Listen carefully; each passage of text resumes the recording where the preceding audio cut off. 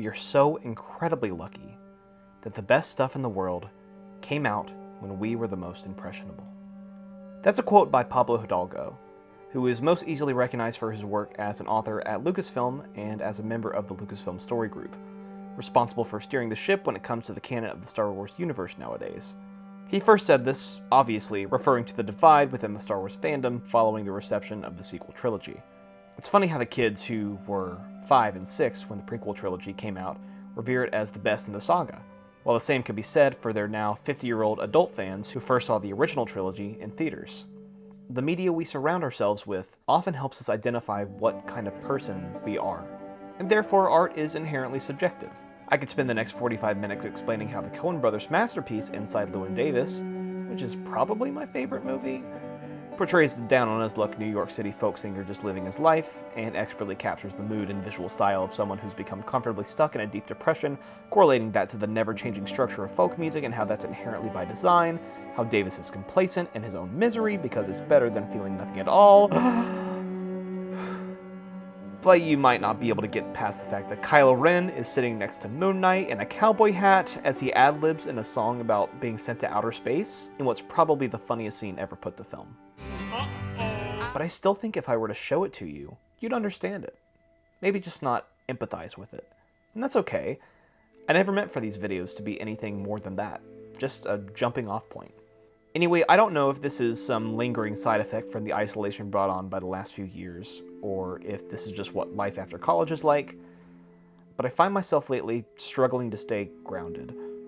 I see life from a perspective outside of my own body. I feel like I'm struggling to take root in the routine I've gotten adjusted to. I feel like I'm just waiting for the other shoe to drop, and whatever expectation of my life I'm waiting on can finally get on its way. I'm finally at a point where I can financially support myself. I have a job, I'm living with my partner who I plan to spend the rest of my life with, and I have health insurance. And yet I find myself more than ever drawn back to childhood safe spaces. I'm spending these innocuous weekends at home with my family, reminiscing, retreating to familiar routines, favorite meals, whether that's simply basking in the familiar for another reliable hit of dopamine to get me through the exhausting and monotonous grind of finding time to carve out new experiences, or it's acting on the dread of seeing something once so large and full of color start to wilt and fade over time, as paint chips and sidewalks darken with impacted dirt, as you truly realize you're getting older. That's hard to say. Nonetheless, it spurred some desperation in me to cling to these bite-sized physical, tangible things and moments in my life for structure, while I realize it's all fading in the present. The anxiety I feel as I grow older and apart from my past life while struggling to find comfort in the nuanced mundanities of the real world right in front of me can be hard to bear. I want to surround myself with the familiar, find a deeper meaning in everything I do, so I can stop feeling like this aimless form just going through the motions, as I remind myself of when I had something to look forward to, when I grew up. And so I've taken to doing what I usually do when looking for an escape. I retreat to some comfort media, which ideally will ground me in space and time. Take me back to an exact moment 6 or 8 years ago where I last saw myself here, following the same routine, in hopes to remind me I'm still here in the way I remember it. However, the comfort media I've been consuming lately seems to only have exacerbated the problem. Songs about wide open spaces and nowhere to go. Novels about hallways extending endlessly, trapping you in a tunnel that becomes dark at both ends. And yet I'm sitting talking to you about it because I think that I sought them out at the time I needed them most, when I somehow knew I would be most receptive to them. They've shown me a mirror unto myself, and have taught me that there's a way out of this rut, a way to take that leap of faith. I didn't have enough content with either piece to talk about it on its own for long enough, but I think the two make excellent companion pieces. So sit back and enjoy this unscripted double feature. Hey, remember when this was a series about screenwriting tips using the Avengers movies?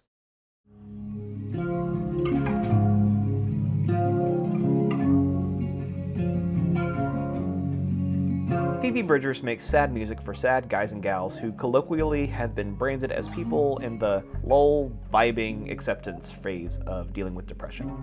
You know, the part where you're sad but comfortable, like you're not going to do anything drastic about it. From the surface, much of her music can become interchangeable, focusing majorly on similar chord structures and vocal patterns.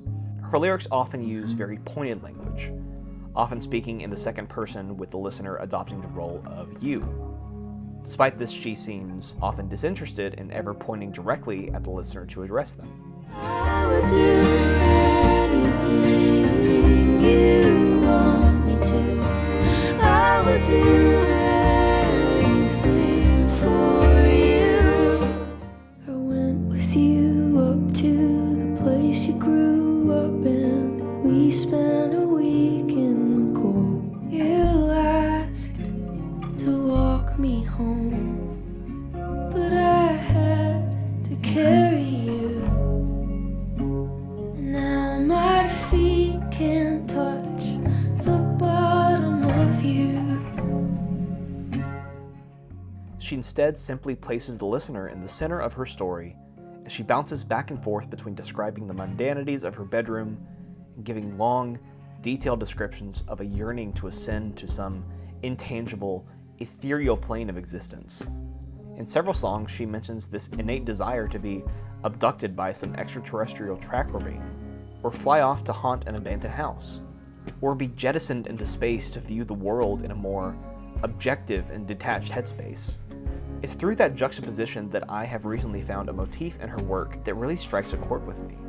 There's this dichotomy where she has almost this distaste for the few things in the space she occupies, juxtaposed with the intimate details of her life that she values dearly, eating saltine crackers on her floor with her friend, knowing that they lived through everything to get to this exact moment, or remarking how much it costs to call on a payphone, or carrying a stack of mail and a beer in her hand while she rushes down the street. She never glamorizes these details, and yet they are what pull the focus most consistently. But I can't sleep next to a body, even harmless in death. Plus I'm pretty sure I'd miss you, and faking sleep to count your breath. Driving out to the suburbs to park at the Goodwill, stare at the chemtrails with my little brother. Each night I blacked out in my car, and I woke up in my childhood bed, and it's 4 a.m. again. The drugstores are open all night.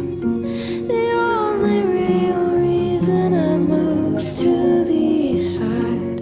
I love a good place to hide in plain sight. Someday I'm gonna live in your house up on the hill. I grew up here till it all went up in flames, except the notches in the door frame. And on a grander scale, she describes large swaths of the map in seconds, from Germany to Texas in the blink of an eye. 3 clicks till I'm home. I wanted to see the world, then I flew over the ocean, and I changed my mind.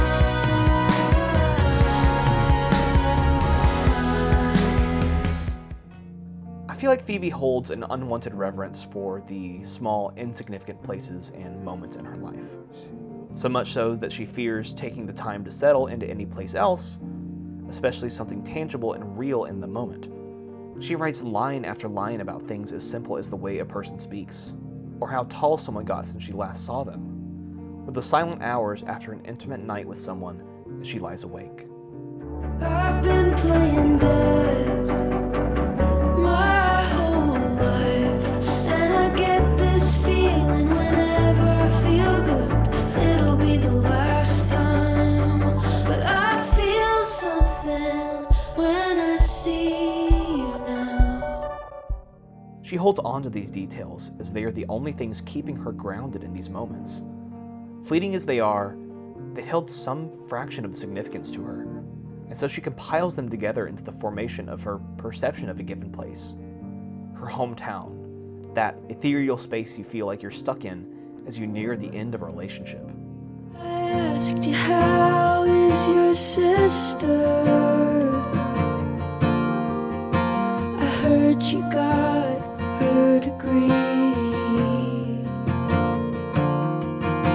And I said that makes me feel old. You said, what does that make me? Do you feel ashamed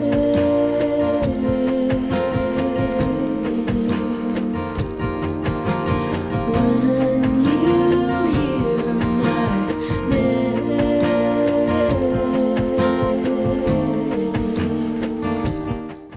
I never said I'd be alright. Just thought I could hold myself together. When I couldn't breathe, I went outside. Don't know why I thought it'd be any better.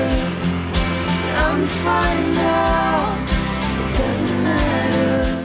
Phoebe feels scared to put down new roots, often preferring to float above it all. But in doing so, grazing between the very few spaces you call home makes the world feel so incredibly small and empty. She may like to feel secure and cozy in a small space that she's cultivated for herself, but it's those moments in between where her mind starts to wander, that she returns to those thoughts of losing feeling, diminishing returns.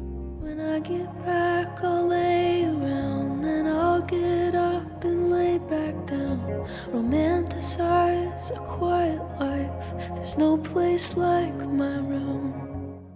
Slaughterhouse, an outlet mall, slot machines, fear of God.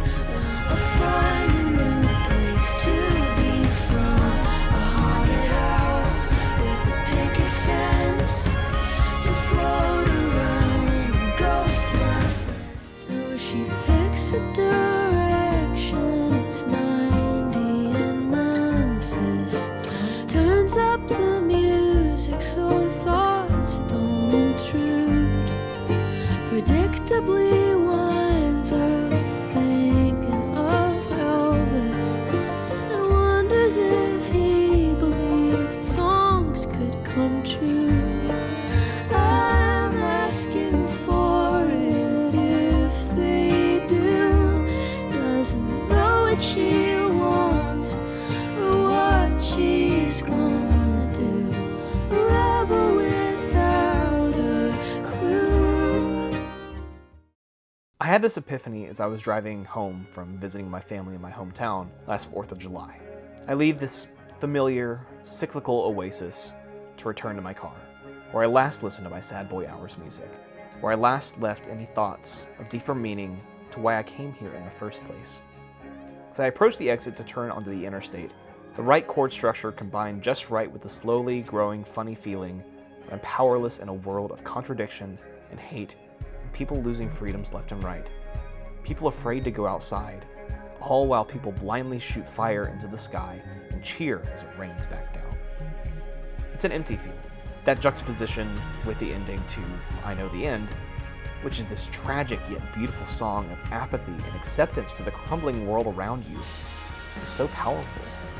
That's when the buildup of the song erupts into the swell of big brass, which then unleashes a chorus of desperate and uninhibited screams that would scare my mother away from ever listening to her ever again. I screamed along as the lightless road ahead of me was illuminated every half mile or so with this beautiful display of fireworks, so grand and within my sights, yet so out of reach. It's in that moment where, despite all the insecurity, despite all this feeling small, and despite this fear of branching out and making these new connections, knowing that it doesn't devalue these parts of your life that you hold so dear, that's when I felt the most in control of myself in a while. To paraphrase Phoebe herself, I wish I wrote those words she sings. They resonate with me on a level I still have yet to fully understand. And so, I'll just learn the words, hum along until that feeling is gone forever. And either way, that's the reassurance I need to realize I'm not alone in this.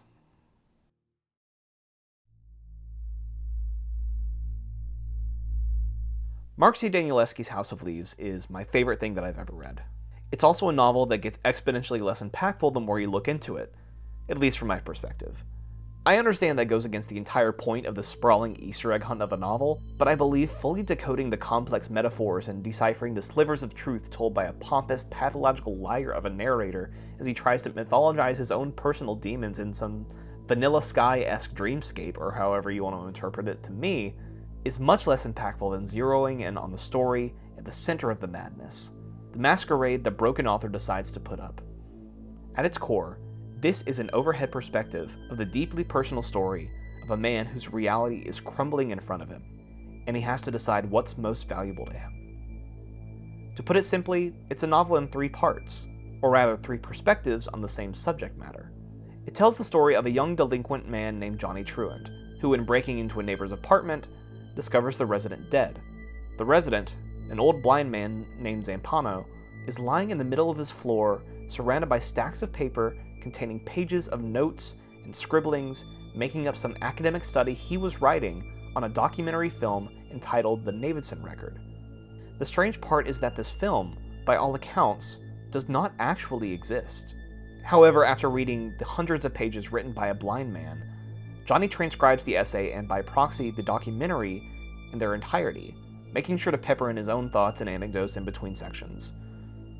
Its narrators are denoted by the shifting fonts and dialects, and are frequently complemented by this labyrinthian layout of fictitious footnotes, formatting anomalies, and this almost mockingly pompous higher-than-thou tone that often talks down to the reader. It is at all times a mockery of academic criticism, a critique of postmodern literature, and the ramblings of a madman cataloging the most traumatic period of his life.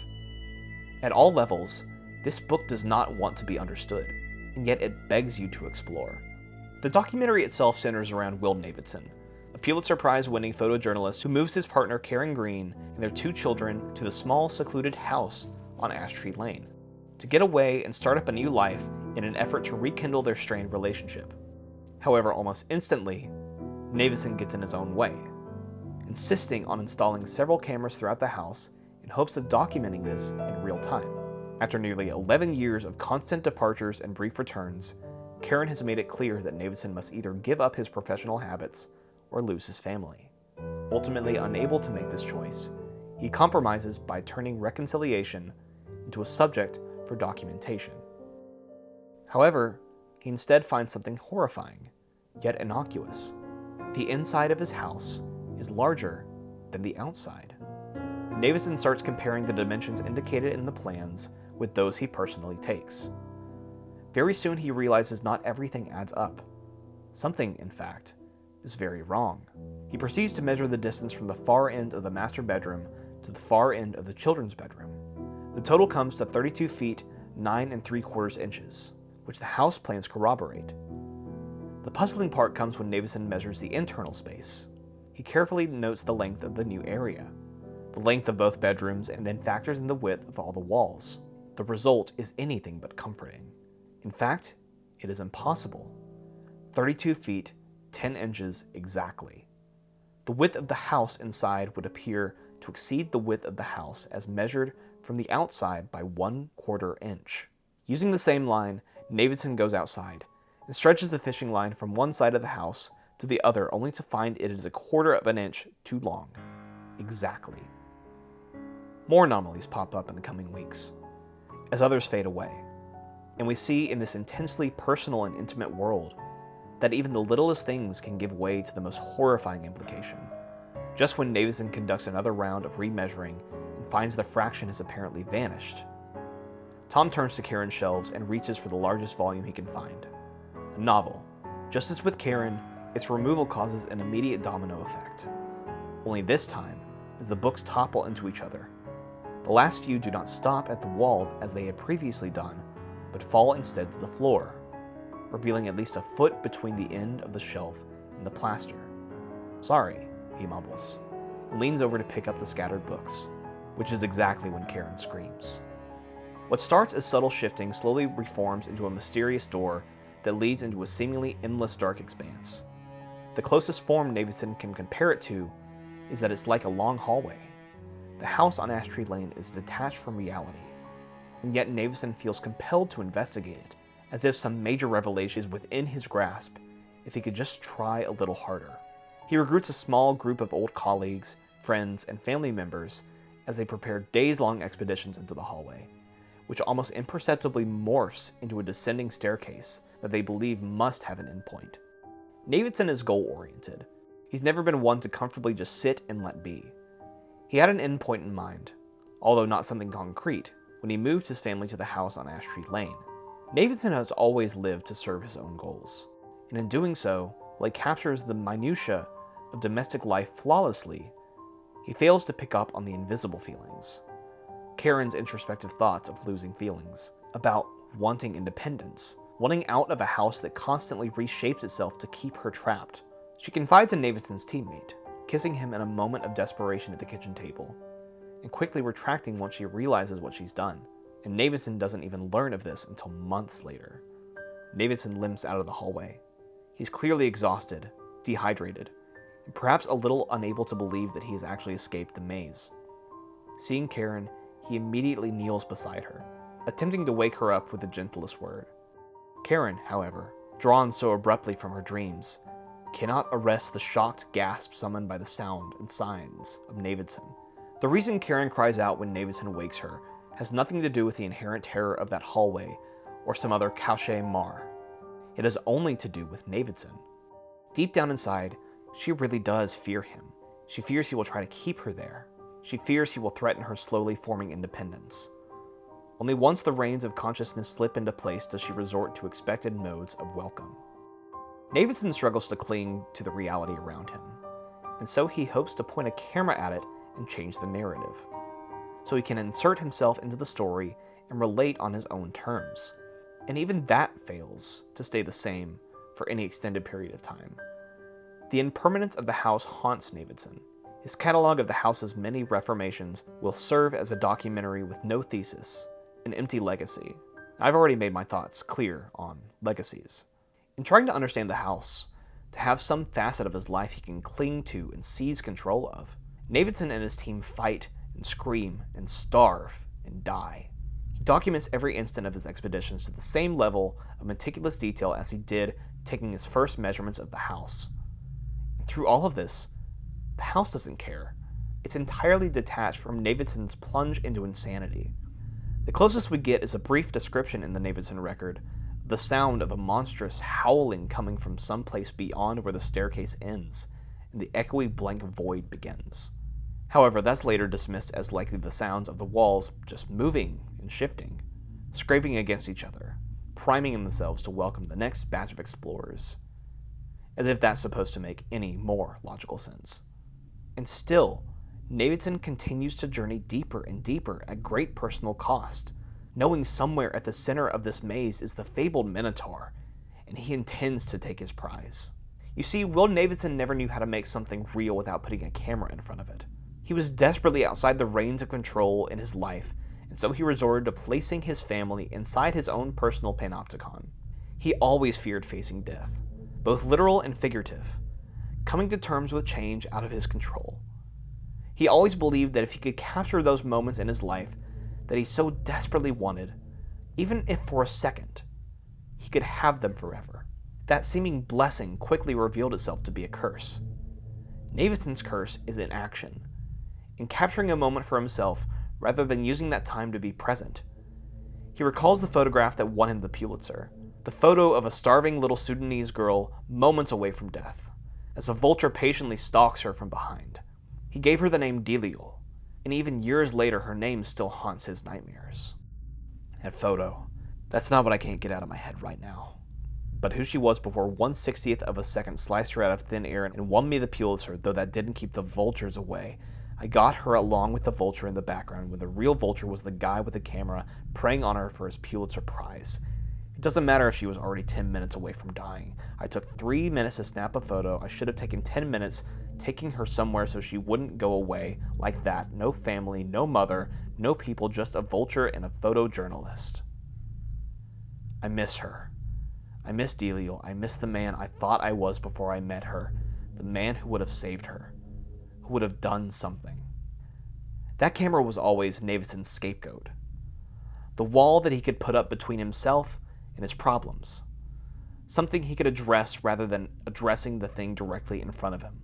At the end of the novel, Navidson realizes just how little of the shell of the house, his family's experience, and the revelations earned inside of it are actually contained in the photographs. Navidson never photographed scenery, but he also never photographed the threat of death without interposing someone else between himself and it. Returning to Ash Tree Lane meant removing the other. It meant photographing something unlike anything he had ever encountered before, even in previous visits to the house. A place without population, without participants, a place that would threaten no one else's existence but his own. On a grander scale, the Navidson record as a whole feels so cold and callous. As Zampano writes about something so intensely personal through such a depersonalized lens, it makes you think, what would still exist of the story of Will, Karen, and the house on Ash Tree Lane if there was no salvaged documentation? Would it just become an echo? In the novel, Zampano dedicates the entirety of Chapter 5 to analyzing the many origins of the word echo. He distinguishes its mythological origin and its scientific explanation, intertwining these long ramblings about the mountain nymph punished by Hera to only speak the last words spoken to her, and the intricate physics of sound delay, how, at 68 degrees Fahrenheit, sound travels at approximately 1,130 feet per second. A reflective surface must stand at least 56.5 feet away in order to detect the doubling of her voice. The nymph named Echo fell in love with Narcissus, whose obsession with himself caused her to pine away until only her voice remained. Another reimagining saw Pan fall in love with Echo. Pan, when his love is unrequited, tears her to pieces, burying all of her except her voice. Whether in myth or science, the Echo represents a shallow husk of what was once a hole, a casket, a last flickering of a fire before it's fully extinguished. In both cases, unfulfilled love results in the total negation of Echo's body and the near negation of her voice. Myth makes Echo the subject of longing and desire. Physics makes Echo the subject of distance and design. Where emotion and reason are concerned, both claims are accurate. And where there is no echo, there is no description of a space or love. There is only silence. As Navidson sits down to play with his daughter at the end of the chapter, she remarks that she wants to play always. Zampano makes the connection that always is a slight mispronunciation of hallways. It's also an echo.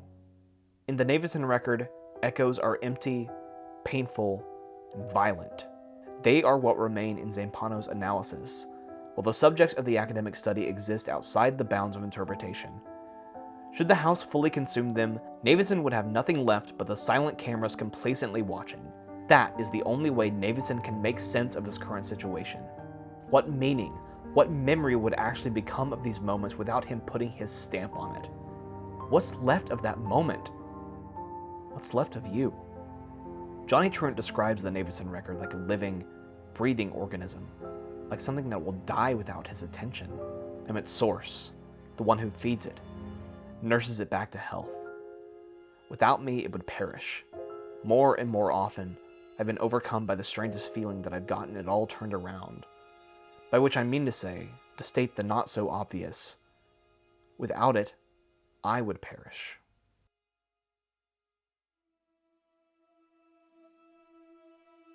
Both of these pieces tie personality and identity to one's relation to another piece of media.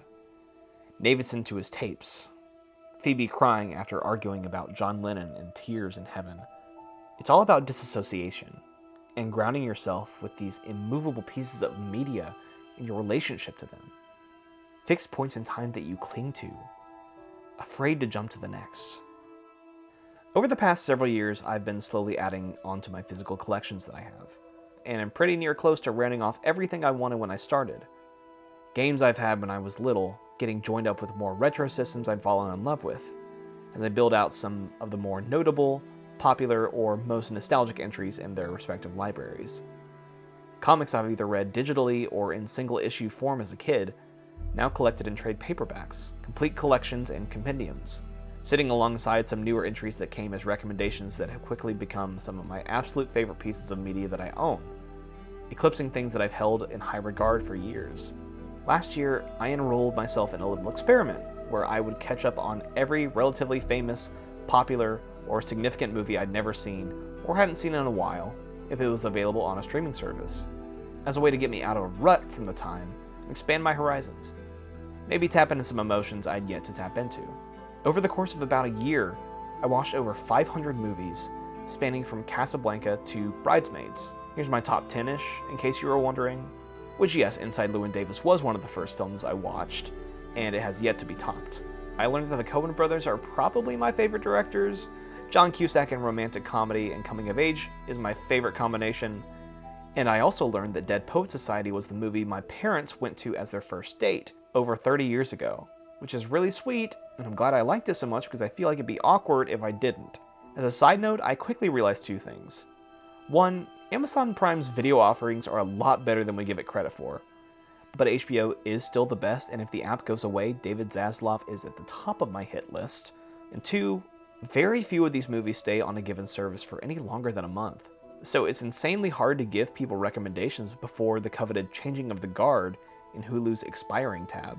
And that's only exacerbated my anxieties, as the things I've come to love can suddenly vanish without as much as an expiring in 7 days warning. Every piece in these shelves and lists has some attached memory to me, whether it's personal or it's because of my awareness of its cultural significance. I'm proud of the collection I've cultivated, not just in the sense of justifying the time, money, and space I've sunk into it, but because it grounds me in a state of euphoria every time I interact with it, like when I take my first volume of Brian K. Vaughan's Saga off the shelf. It's like a single neuron fires and I'm taken back to a specific moment, some feeling suspended in time. These are within my control. I don't have to either wait for them to come to fruition or yearn for something like that to happen again. That feeling, in some part of me, is everlasting. I am so infinitesimally close to completing my entire back catalog of my physical media collections. And yet the closer I get, the larger feeling of desperation I feel. It's like these last things I need are slipping through my fingers every time I think of them. It's a scramble to the finish now. It's also hard to think about how, as time goes on, these things that I have such high reverence for become a smaller and smaller fraction of my overall life. It's terrifying to me. It makes me wonder how many more truly valuable life experiences will come along for me to incessantly categorize and organize. Will there be any? I want to finish off my collections by the end of this year. I want to be done with this anxious, out-of-body version of myself. I want to finally just look around and say that I know who I am and here it is. I feel this incessant need to catalog and document every example I use in my videos that I could use that could support my thesis, even if it's half of a line in a 7-minute song. I have this crippling fear of not getting my point across, losing a moment of revelation, losing that sense of identity, losing object permanence, that ever-growing sense of the new eclipsing the old and forcing in the new.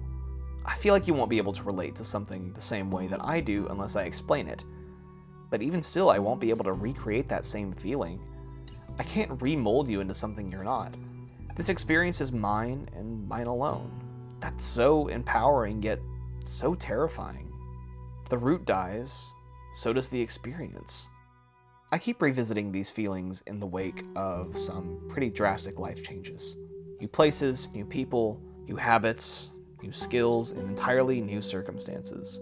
I find it hard to forge new relationships and paint new memories because I can't know for sure how secure those connections will be, how long they'll last, or if they'll be just as fleeting and violently severed as the last ones. I've instead taken to living in an indefinitely inwardly unfolding daydream of analyzing who I am as a person, and coming to terms understanding why I behave the way I do, why I get anxious when I do. And despite all of those revelations, ones I've made and documented on this exact channel, I'm still stuck in the present. I have infinite opportunity to direct the course of my desired destination, and still I'm haunted by all of this potential energy. The future I want may not be possible, yet in my eyes, I can still believe it is. If I don't act on it, it's Schrodinger and that godforsaken cat all over again. I always try to manufacture these prolific closing statements to sum up my thesis, serve as a new starting point in my life, where I can get up and conquer the world with my newfound can-do attitude. But I don't have one today. I'm still stuck, and I think that's okay for now. Just let this journal entry serve as a bookmark, a record of my feelings at a place and time that will be a nice thing to look back on when I do figure out the answers to this all. Until then,